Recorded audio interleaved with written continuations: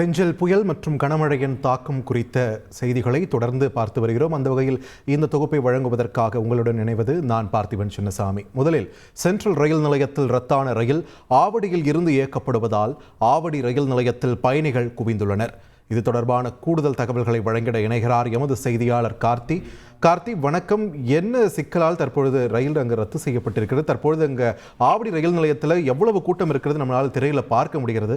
அவங்களுக்கு அங்கே இருந்து என்ன விளக்கம் கொடுக்கப்பட்டிருக்கிறது? அவர்களுடைய நிலை என்ன? விரிவாக பதிவு பண்ணுங்க. வணக்கம். பெஞ்சல் புயல் காரணமாக சென்னை புறநகர் பகுதிகளில் சூறைக்காற்றும் கனமழை அவ்வப்போது பெய்து வருகிறது.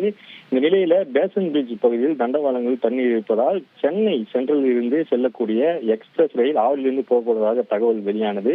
அதாவது சென்ட்ரல் ரயில் நிலையத்திலிருந்து செல்லும் கோயம்புத்தூர் இன்டர்சிட்டி எக்ஸ்பிரஸ் ரயில் ஆவடியிலிருந்து இயக்க தென்னக ரயில்வே அறிவிப்பு வெளியிட்டிருக்கிறது. பேரிடர் காலங்களில் பயணிகள் பாதுகாப்பு கருதி நடவடிக்கை எடுக்கப்பட்டிருக்கிறது. இருந்த போதிலும் போதிய முன்னேற்பாடு இல்லாமல் ஆவடியிலிருந்து ரயில் இயக்கப்படும் என அறிவித்த நிலையில் ஆவடி ரயில் நிலையத்திற்கு பயணிகள் வர மிகவும் சிரமத்திற்கு உள்ளாகினார்கள். பயணிகள் மழை நேரங்களில் ஆட்டோ, கார், பேருந்துகளை பயன்படுத்தி அங்கும் இங்கும் அலைந்து இங்கு வர வேண்டிய சூழ்நிலை ஏற்பட்டதாக நம்முடைய வேதனை தெரிவித்தார்கள். சில பேர் ரயிலை தவறவிடைய காட்சிகளையும் நம்மால் பார்க்க முடிகின்றது. முறையான ஏற்பாடுகள் மற்றும் முன்னெச்சரிக்கை நடவடிக்கை இல்லை என ரயில் பயணிகள் குற்றம் சாட்டினாங்க.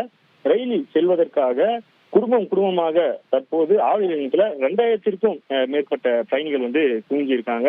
அவர்களுக்கு கழிவறைகள், குடிநீர் வசதி போன்றவை செய்து தரப்படவில்லை எனவும் ஏதாவது மிகுந்த சிரமத்திற்கு உள்ளாகி இருப்பதாக நம்மிடையே தெரிவித்தாங்க.